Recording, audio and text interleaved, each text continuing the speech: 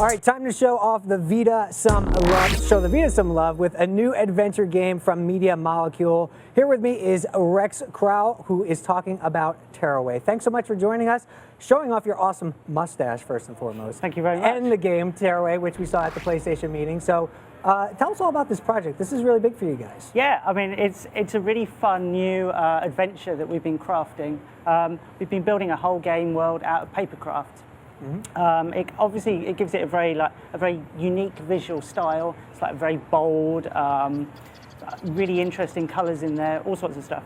But ultimately, it's all about choosing paper. Is all about making it very, very physical, making sure that because the Vita is covered in inputs. You know, you've got the front touch, you've got the back touch, you've got microphones, all of this stuff going on. We can just really make it come to life, you know, in a paper world. The way that as you're holding the game, you know, it's actually you're seeing the reaction of, you know, you touching it or you guiding your messenger character through this world and checking out, you know, all the different regions along that adventure. Yeah, I mean, obviously you guys with Little Big Planet, I mean, just an amazing studio that you have there. And I know that when you got your hands on the Vita, probably just all the sparks started flying, right? Yeah. In terms of what you could do with a device like this. Totally. What was the first thing that you gravitated towards in terms of, was it the touch controls or just knowing that you could have a portable type of experience? What was it about the Vita that inspired you to create this game?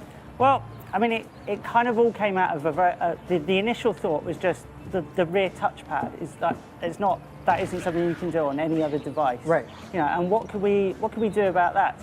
And I really wanted to just get that feeling of picking up a game and seeing, as you touch the back of the game console, you actually saw your fingers like tearing up into the world and sort of waving back at yourself and getting that really like weird visual of like seeing a bit of you inside of the game world. Right. And then we expanded out from that. We have a culture of like game jams where everyone kind of collaborates together and has ideas and prototypes them. So we kind of worked our way out from that one kind of pivot at the very center to think about other ways that we could play with the fact that you're holding this game world in your hands, you know, really playing with the idea of it being a handheld game. You know, you are holding the whole world there. Yeah. So that's where all the stuff started happening with using the microphones and using the cameras to like take you know, images of you and kind of just completely, not exactly just break the fourth wall, but just tear it up, you know, really make a big comment about the fact that you are playing a game and you're actively involved in it as a player as well as the character inside the game. Well, and I think it's those moments, you know, a Little Big Planet, you know, people see it on screen or a screenshot of it. It's like, oh, okay, it's a game, it's cute, it's got Sackboy, but it's those moments of discovery in a title like that. And now with this new device and this new IP, you have an opportunity to reinvent that again. What is the most exciting thing to discover in the game for you? What are those moments for you? I think really it's the way, because everything's all made of one material, everything can really transform into different forms, you know, so in a very sort of pop-up book style. So encountering a character, then they might like fold down into a piece of scenery, and then that scenery then transforms into something else. You know, we can be very dynamic with the kind of situations that you're meeting throughout the adventure.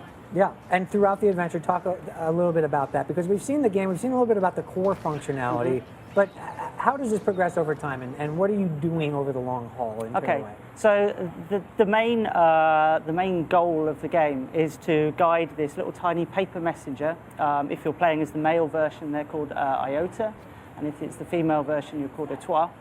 And you are trying to guide them all the way through this kind of odyssey, so that they can deliver this message that they have that they're trying to get to you.